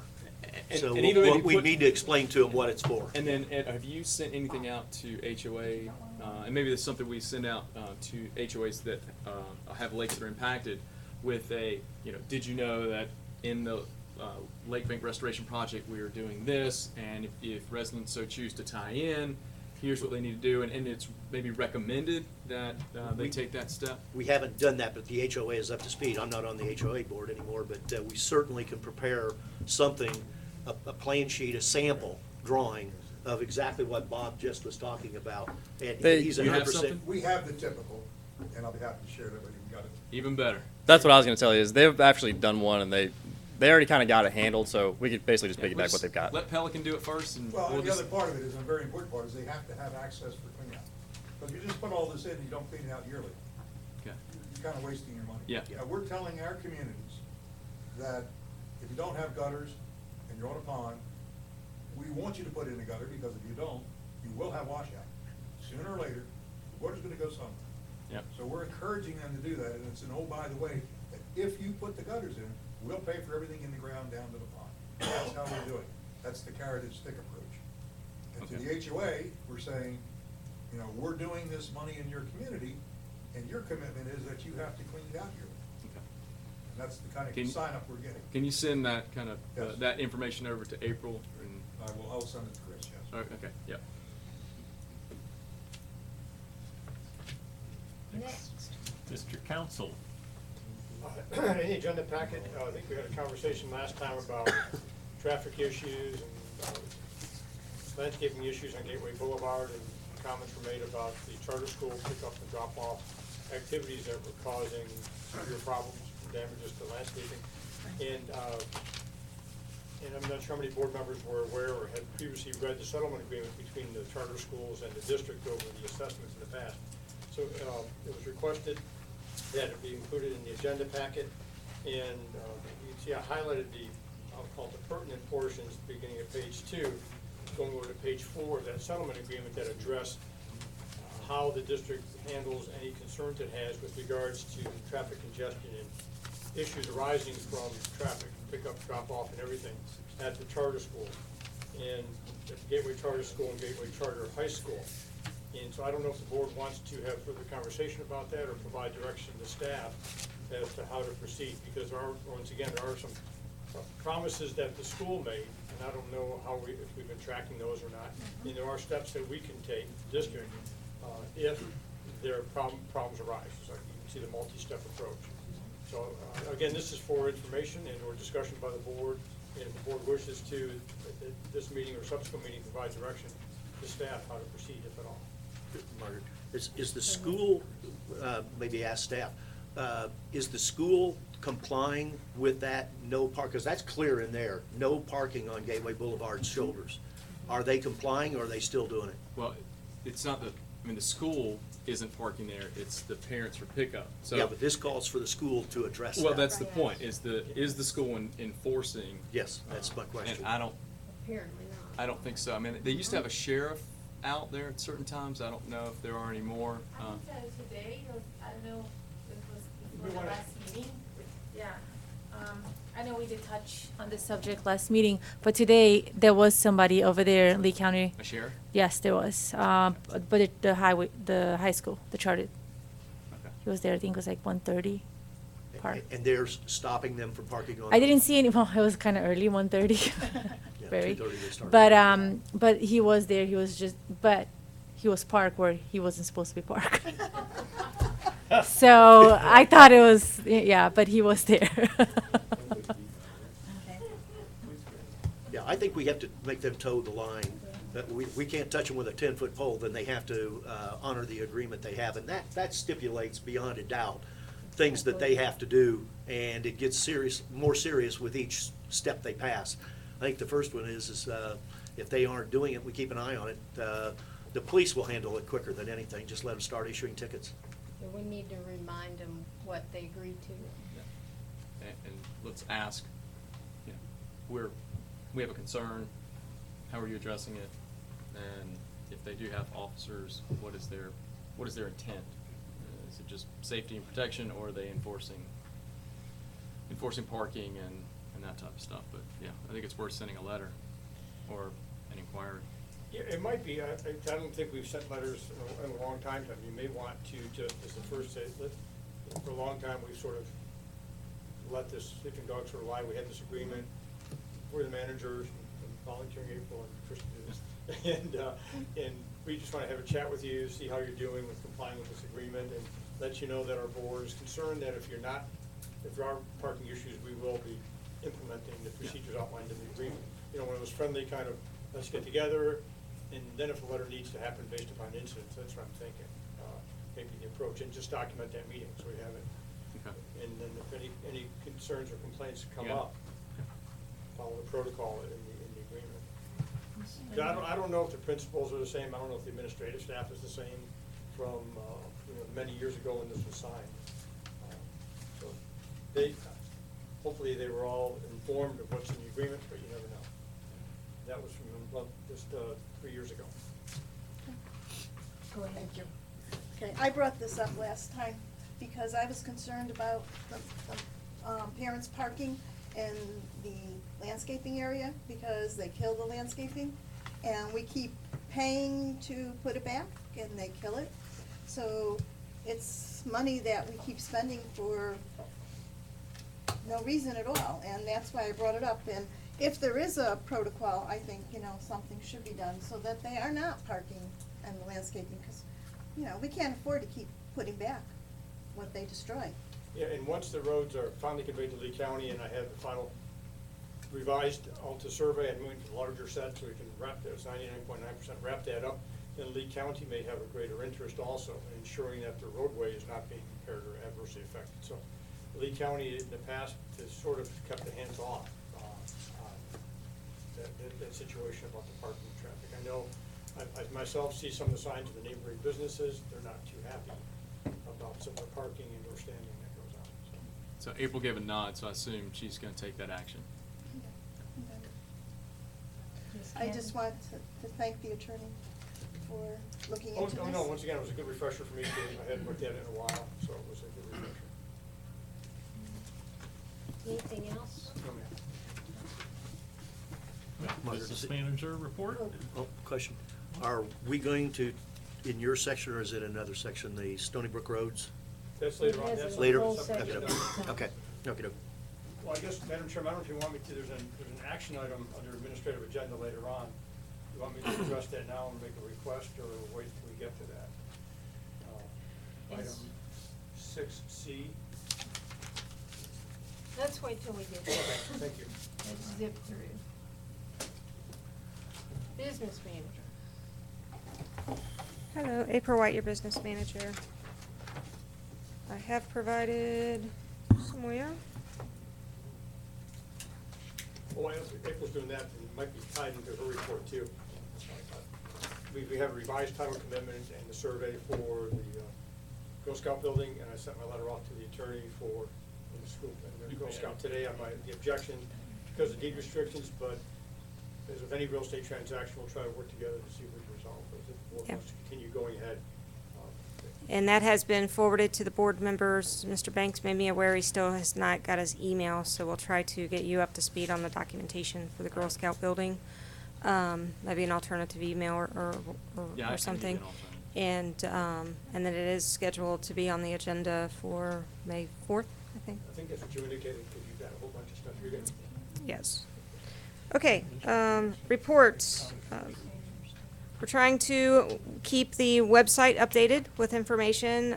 We need to get the alligator nuisance information out there. And I know Chris has been really, really busy. So we'll get together with that and see if we can't spearhead that. And also, we've created a QR code for the district website. Not sure exactly how we're going to use that, but that's the thing that, you read with your cell phone and it just populates the website immediately. Also, we've been trying to keep up with the Facebook page and work a little bit closer with our social media to make sure that the Facebook and the website are kind of working together. Also, the Girl Scout building storage facility, the inspection reports, as we just discussed, were vetted to you. Still trying to get together. I need to sit down with Stephen and work on some outsourcing the payroll. We've got some documentation that we're looking at right now to figure out how to negotiate or navigate whether or not it needs to come to the board or not for approval. Let's see. Did we get the coding issue? What's that? Or the zoning issue resolved? For the Girl Scout building? Yeah. That's, I think Tyler has had conversations, and I'm not, and maybe it wasn't, I have no further information on that. I can explain it as well. Just a quick update on where we're at. Long story short, you're going to have to do a PD amendment, which is not a big deal, but it is something that'll have to be done. post Someone will or have- pre? Let me revise that statement. Someone will have to do a PD amendment. We were requesting the seller. I That's part of believe the that is discussion. an I think they alternative recommended that. May 4th, and I'm not gonna steal their thunder, I don't know Okay. what. Yeah, it's All not. right. It's not a huge deal. It's just one more step along the way. Okay. So it's administrative. There's no public hearing or anything. Okay, all right. In April, I will talk about, there's waste in real estate transaction, when you have odd things like that, how you can try to handle it. As far as your purchase price, you may put money in escrow, saying we'll try to do these other events, with the chief balance goes back to the seller, things like that. We are currently conducting an audit of the storage facility. We've got about 2/3 of the customers have responded. There are, we did finally find the owner of the unknown trailer, so, and I'm not aware, I forgot to check with staff today on whether or not they've reached out to us or not. That's but- not me, is it? No, it wasn't Okay. you. All right. I gotta turn in my paperwork, I think. You were not the unknown trailer. Just wanna make sure. So part of the unknown trailer in reaching out to the owner, was the way that staff understands it is that it belongs to the Boy Scouts. And they do not currently pay for the storage facility. And so I didn't know if the board is interested in bringing back to the board kind of the results of this audit on whether or not we're going to, if proof of insurance is not provided, are we going to, terminate the agreement with these individuals? And so I didn't know if that was something that the board was interested in deciding now, or wanting to marinate on that, or give me some direction on whether or not this should be brought back to the board for those decisions. I would say we give them 60 days to show proof of insurance, and if it does not occur during that time, then that rental contract or agreement will be terminated. I think you gotta have insurance, because, that's the liability. That is the recommendation we of can't our, carry. of our provider. Sounds good. So we're good with that? Do we need do you need a vote on that, or just a consensus? I think consensus is good. The kids- Yeah, consensus is good, and what about, not any, what about the trailer that's currently not being paid for? It's been there for quite some time, is that something that, Scout? right, is that something that? Do you have their contact information, are you in contact with them? I don't know if they've reached out to us yet. We didn't have any contact information on file, that was the dilemma. Because there was no fee established and they got a pass by the board at some point in time. We had no records on it. And so we had to reach out, phone a friend and get somebody to reach out to them, and I have not heard on whether or not they've contacted us. So a previous board gave it to them for free. Yes, I'd say we just table that for now.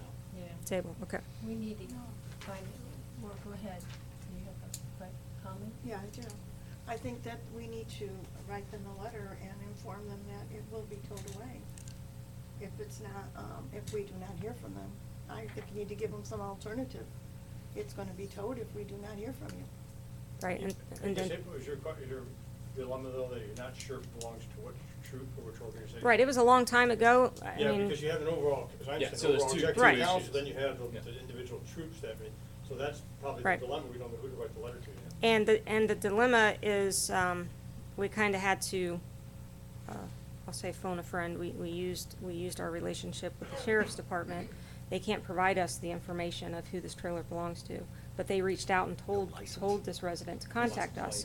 So if they don't contact us, we still don't have any contact information for this individual. Is anybody using Isn't it it? registered?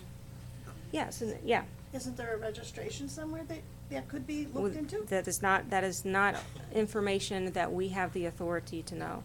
That is information that the sheriff's department has the authority to know. But we do not have the authority to pull that information or obtain that information via the registration. Do we know when it was used last? Excuse me? Do we know when it was used last? No. So it's just been sitting there? Yeah, I mean, we don't keep track wondering of if anybody knows it's who's here. coming in and That's out what of the I was- facility. The tire's still inflated. Yeah. It's your air and Yeah. the tires. I'd say, I was gonna say, I'd say just continue to try and Okay. contact whoever belongs to that trailer, and if We'll deal with that on an isolated. Yeah, if Let's- you okay. didn't, if you we still have issues, then we can discuss what we decide to do next. Put what we for wanna sale do sign next. on it. Why don't you move it behind the building and see if anybody Notices it missing. complains? Okay, we do have the new lightning detection system has been installed at the pool. It is up and operating. And there was a delay at the soccer complex because we needed an internet connection. That was something that we missed in the installation. So we're still working on that. I think Comcast was, I don't know, I think they were out 30 or 60 days. I can't remember what they said, but the installer is ready to come down and finish that installation as soon as that's available. What are we doing with the old one? Are we gonna take it down? Yeah, they'll take it down. And It's there not is valued at anything. I'll send you some instructions on, maybe we can put that on the website, on how to, when you hit that address, so there's a unique URL for our location. Mhm. You can save that to your phone, so like on one of your main screens. So it looks like an app, but when you click, it's really just a shortcut. Mhm. And it really does come in handy. So that's a nice little FAQ that we can add somewhere. And while I'm thinking about it, So it's already linked up on the website, so you can already get the pool information. It's already live. but that URL, you can save it to your phone. It's just a shortcut. And while I was thinking about it, can we put a main article on the website around watering times and proper? I think there is something on there right now for water conservation. On the main page? Yeah, I believe so, As a but. banner? But what specifically is it that you're requesting? Watering times, specific, even just something saying, be aware of what your proper irrigation schedule is for your community. Just something, Chris, just that, if someone does happen to go there, we can direct people, hey, here's, proper water management or something along those lines. At least for the next month or so, it's probably still gonna be an issue. Okay, we will review that. Okay. We are still selling the furniture for the pool. Holly has been working diligently, auctioning the used furniture, is off, not making much money, but she is almost complete with that. So that's been going well. Have we reached out to any HOAs in the community that may need some pool furniture that? as large as this- You gotta follow the statutory process, offering to a governmental body or. free Right, market. so we did that, and I believe we may have notified, I'll have to ask staff. I thought we notified them that it was available on GovDeals. Yeah, that's what I meant. Yeah, but the first step, we did the statutory requirement, and we vetted to some local governments, but I will find out. Okay.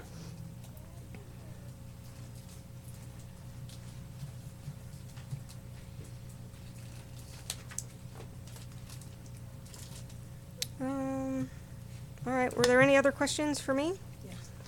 Kat? Yes. Okay, I have a couple. All right, going back to the Girl Scout building, okay? All the problems that was determined, are they gonna be fixed before you come back May 4th? There were a whole bunch of things that the inspector found. I don't know who would pay for those to have those fixed before May 4th. What's coming before you May 4th is the question of whether or not the board wants to purchase the building. Okay. So I would say no, that those aren't gonna be, the repairs wouldn't be done. Unless that was unless we decided that's part of the purchase agreement, that those items would have to be fixed in order for us to proceed, but I don't. That would be part of discussions, I think, negotiations with the seller, because. Right, and I'm sure that they will go back and exercise their as-is policy that we put a significant amount of emphasis on Well, in they may revising not. the Well, agreement. Once again, they may want to, have an appetite still to carry through the transaction. We would discuss that in the fourth. Because they have a building they're still carrying, and that becomes part of the whole. Right, So but they'll those. come back on the 4th. Right, everything will be coming back to you on the 4th for kind of that decision process on how we want to proceed from there. Okay, I know you said you're selling the furniture, you've never given us how much you're selling it for. Is it an auction, and how much money you have made so far on it? It's an auction, and I think we're right around like 500 or 600 bucks. It's not much. It's been very difficult to sell. Are we going on to the next page? Can I go on? Go ahead. Okay. The pool. Are the inside showers working fine, or is just the outside shower that needs to be replaced? So I'm not aware of inside showers.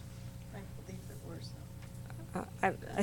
So the outside shower, the one that we're having problems with, it has not been repaired.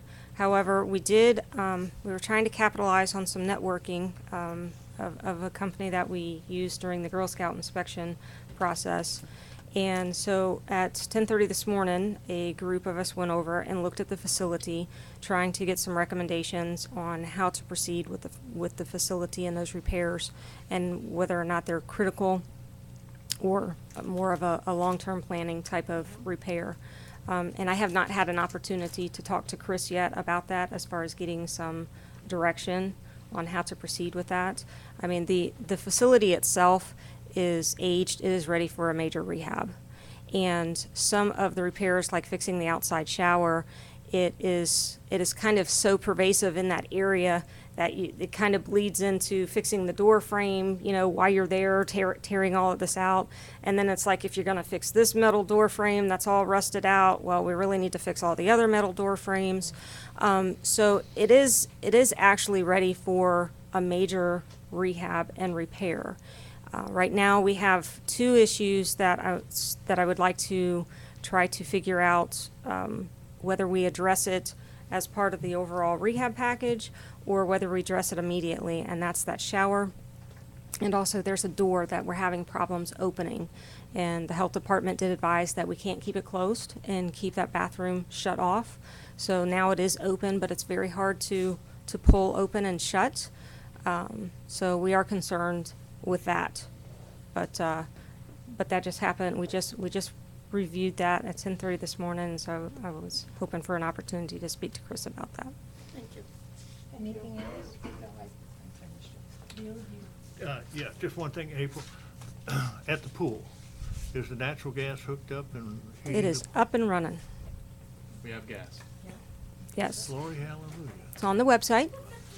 When we went up and about natural gas, and if you go to our website, you'll see some informational components there about natural gas. We've put up the signage at the pool, so employees and our patrons know what to do in the event of smelly eggs. And we're up and running with the natural gas. Haven't seen it effective yet on an electric bill, but I think it might be the next one. Great. How about on the gas bill? Haven't seen one of those yet either. Yeah, I get several things. In your report, you mentioned Commerce Lakes Drive East, an issue with the streetlights and the POA. What's that all about? So, a gentleman called me, and apparently there's been a transition of the property management companies up there, and they, at some point in time, some of the right-of-way mowing, and of course, just like we've experienced, they ended up with some lights on their electric bill from the street, and they're not paying for them anymore. So I believe it was as of last week, the gentleman said that he was canceling the light bills, and they wasn't paying for the mowing up there in the right-of-ways. There's several areas up there, towards Daniels, and some median areas right there alongside the road. Only one of the areas that's going to stop, that he's not going to mow anymore, is on our side of the street where we are going to ultimately own it when it gets turned over from WCI. But that was my comment, that I've heard about this several times up in that area, that the POA had been dissolved, I guess, some time ago. And some of those responsibilities got shifted out, I guess, to the property management companies and whatnot, and he's not paying for it. That brings up an issue. That the WCI in the past, their hesitancy or leniency with these POAs just allow them to dissolve. And what that basically does is throws the deal back in our lap, is what ends up happening. I think that we should take and get that Commerce Lakes Drive East area and the Fairway Lakes Office Park area and the West Links POA area, bring those people in, or representative hold a meeting, and give them one of two choices. They either recreate these POAs, or I wouldn't have a problem with doing what we already did when we had this problem once before, years ago, like we did with Town Lakes Office Park. We set up a separate account, XYZ, and we throw all of those each individually in there. We take care of it, and we bill them on a separate assessment. But them just taking and ignoring and saying that we're not doing it anymore, that doesn't get it for the community. That's ridiculous, especially when it comes to streetlights and landscaping. You're gonna never have an area that looks like you know what. That's ridiculous.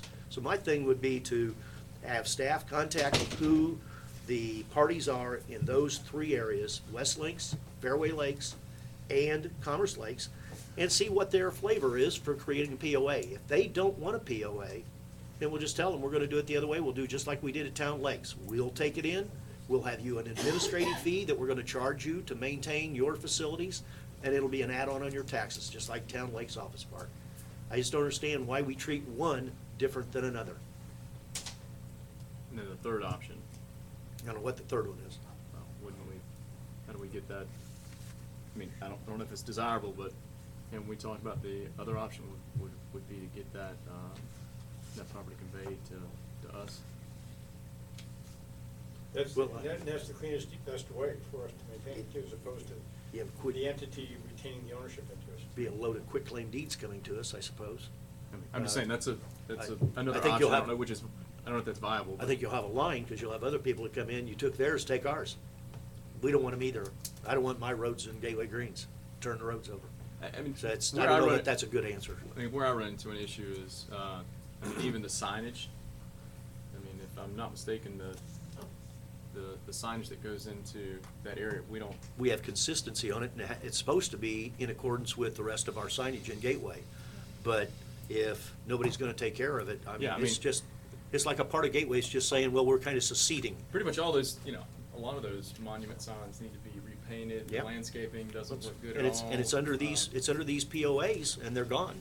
And so we get left holding the bag, and I think it's time for, I don't mind taking it over, but we're gonna have an administrative fee, and we'll throw it in as a tax assessment, just like we do at Town Lakes Office Park. Could we do both of those? Is that what you're saying? Or you're saying Just take it over, just take it over. and then assess, as Yeah, opposed and then to, just assess it. have Create a it special conveyed. assessment for those three areas. The other one you had is on your deal, something about Griffin Drive Well, Street. is there an action you want to take on that? Well, I'm asking that, I think the easy way to do it would be to get staff to contact the parties that would be representative of that area, and I think you could probably find out who the large property owners are in the West Links area, bring them in. Denny Grimes over in the Fairway Lakes area, bring him in, or Owens, Ames Kimball's, they've got a lot of property there. And I don't know anybody on that Commerce Lakes Drive East area, but if there was. It's like Rock and Sushi, and there's a bunch of. Well, that's Fairway Lakes. Oh, I'm sorry. Yeah, but if you go to Commerce Lakes, I don't know who's the spokesman down there, but I'm sure that we could bring them in and talk to them. And my guess is they're probably gonna say, hey, that's the easy way, you just take it over, we'll quitclaim deed it to you, and put us on the assessment roll. Because I have a feeling they are not gonna wanna create a POA. The other one Okay. you had on your list was Griffin Drive, and I mentioned that at the last meeting, and this ties into the soccer lights also. Chris and I have met with Bentley Electric, and we have a price proposal from Bentley Electric to Once and For All for $79,000 and $82,900 if we want to have the larger shoebox LED heads. We can run the 9 lights down Griffin Drive from Silver Lakes to 82, and at the same time replace the 23 existing lights, the tops, on, from Silver Lakes all the way back to Gateway Boulevard, and change all of those to LED lights for the price of, outside price, $82,900. I don't know what we're waiting for and not proceed on doing that. We have $100,000 setting in an annual budget to the capital for soccer field lights that do not need to be done. We talked to Bentley Electric about it, and their recommendation is that if we put aside, and the definition of put aside remains to be done, of $30,000 a year, that will more than take us way out into the future for the needs of those lights. The issue is, what I would do is right now, is the next opportunity that we have with the renegotiation of the soccer field and those that use the lights out there, we simply add $30,000 as a cost to the deal. And then they pay for the lights, or pay for the reserve to build up the fund to replace the lights. And just Amortize it over. amortize it and be done with it. His guess was somewhere between 7 and 10 years. So $30,000 will do that. So that $100,000 a year we had budgeted, or whatever the number was, that came up, I think it was 80,000, I'm sorry. 79 a year is basically not applicable. We don't even need that. And we could easily transfer that over and get that Griffin Drive lighting deal done, which I agree with the residents. That's ridiculous. And let me just be clear, so we're talking about street lighting? Put in 9 new streetlights, the same kind we have, the shoebox with LEDs. Right. And then changing out so that it doesn't look weird. The rest of- Change out the rest of Griffin Drive, the 23, I believe, lights, 23 lights, change out the heads to LEDs. And what's the pole, and, say, I know what a shoebox is, so. The pole is the same exact pole out there, those concrete poles, the 30-footers. Yeah, if you go down Silver Lakes, well, all the way, they're the same all the way from Gateway Boulevard, all the way around Griffin, all the way out to, I guess, the end of Silver Lake sidewalk. LED is where we should be shifting. LEDs is where we should be shifting. We just did it over at Gateway Greens, and FPL has indeed cut our cost by 60%. So this is the power Do we have usage. funding? Well, so what I was going to suggest is, can management have an opportunity to prepare an item to come before the board and be on the agenda for approval, and let us work with Stephen and make sure that we have the budget available and/or a budget amendment at that time for approval? And then that way, the purchase can be documented. We can actually show the due diligence that has been achieved, but nowhere is it formally documented in our packet. I believe Chris has the same documentation I've got, so. I think that makes the most sense. And I would make the motion to do that, to have that available at the May meeting, so that we don't do this, delay it any longer. Let's get those lights done, especially before. Question, please. Yes. Are you telling me that all of this hullabaloo that we've been going through for 2 or 3 years about the lights on Griffin Drive can be solved for $80,000? $82,900, yes. And that's what Bentley. Poles, lights, wiring, the whole darn thing? Yep. It seemed like I recall. Sometimes, I'm writing that down. Bill, sometimes it takes a civil engineer to do electrical engineering work. No, Bentley Electric, who is our vendor, got out there, looked at it, checked it all out, and this includes the sealed engineering drawings, permitting, and basically everything. So what, it's part of this follow-up, can you look to see, because there's a couple, I think there's some lighting at the soccer park as well, in the parking lot and somewhere else?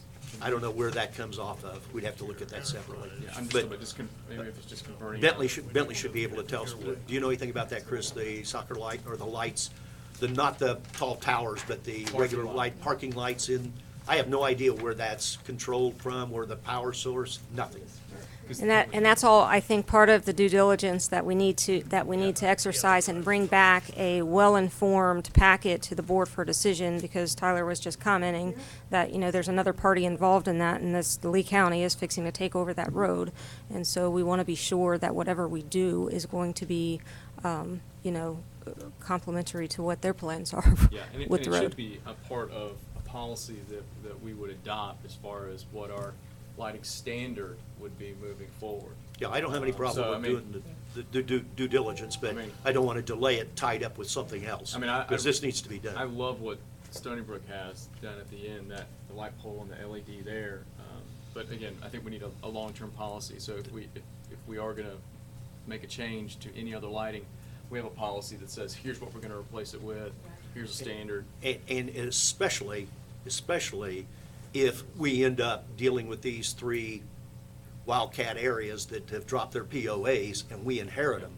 That means we're gonna be inheriting probably their lights also, so we need to have a policy of how we're going to handle this going forward. And April, can you just check, for the soccer park, in the parking lot is what I'm concerned. So what's happening is, I mean, the clubs or the league directors or managers, they are doing their due diligence and shutting the lights off when their time is up. But what ends up happening is there's still people on the fields and they're making their way to their car, and the parking lot, I believe, is dark, because I think it's still on the same, maybe same grid. But just check and see if Bentley knows all that stuff. They should be able to answer. So perhaps we just need a static security pole. We need a static security light in the parking area. Yeah. I think Bentley can help us a lot on that. Yeah, and that would be both the front and the back. And the last item I had was, do we need a motion on that other? No, I think. She's gonna go ahead and put Yeah. that in. Then the last one I had that you had on your list, and I think it maybe even came from the month before, you had given us about an 8, 9, 10-page summary of your thoughts on our littoral policy, operating procedures. And at this point in time, and I gotta point out, somebody, and I put it on Al once again, or staff, somebody has got to explain to me why we want to talk about planting littorals when we have fish and apple snails that are going to eat them as fast as we plant them. We did it once, and we got burned. I don't know why we continue to talk about littorals if we're not going to talk about controlling these fish. Because it's a waste of money, in my opinion. So we were addressing some specific resident issues on what to do when the DRIs are silent on littorals. And we did craft a policy, and at the board meeting, we decided that we needed to go back and actually, if we were going to make an investment in these areas, that there needed to be an agreement with the HOAs. And through that process, it was also brought to my attention, communicating with one of the residents that seemed to be very knowledgeable, and brought up a very valid point, is that if we have a policy where we're going to potentially consider this investment and put the HOA on the hook, that eventually, at some point, we wanted this to kind of sunset in the policy, but we would have to address if we thought that either having littorals or not having littorals was affecting the health of the pond, and we wanted to go in and manage the pond with littorals, that at some point, if we allowed somebody to rip them out, we would have to have some sort of time range on when we were going to consider it as affecting the health of the pond, that it couldn't just be this open-ended time frame. So unfortunately, it got kind of derailed and delayed from all of that and needing to craft this agreement.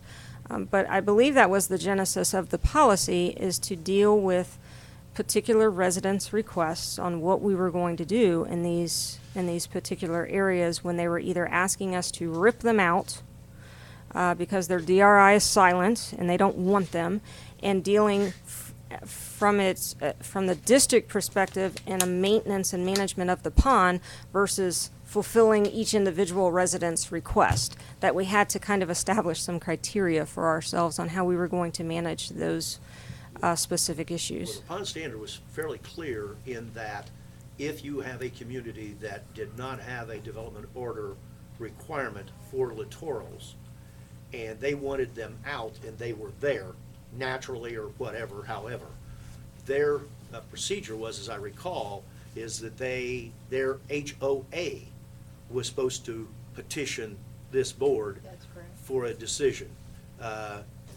Right, and I that's don't all see in any that need- policy. I'm sorry? That's all in that policy that we haven't got adopted yet, because it wasn't adopted when I brought to you.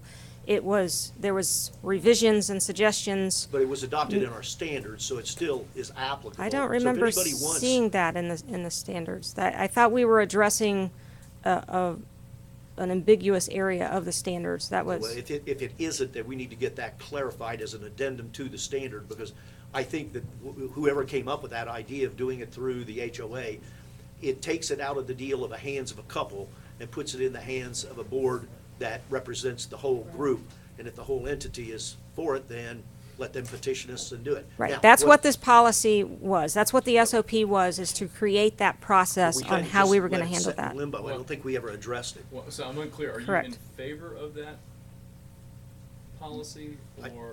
I don't have an alternative. Okay, all right, all right. Right, it was, the SOP was designed to clarify that part of the standard and come up with a process. And I apologize, you but spent a lot of it's time and work stalled, on it, it's and stalled we on my basically haven't desk. addressed it. Right, it's stalled on my So desk. you need to finish the final revision and bring it back. Yes. Yeah. Did you have anything else? No. You have anything, Doug? Okay. Thank you. Yeah, very quick one. Very quick 5-minute break. I'm being requested 5-minute break. And I'm gonna hold us to 5 minutes, please.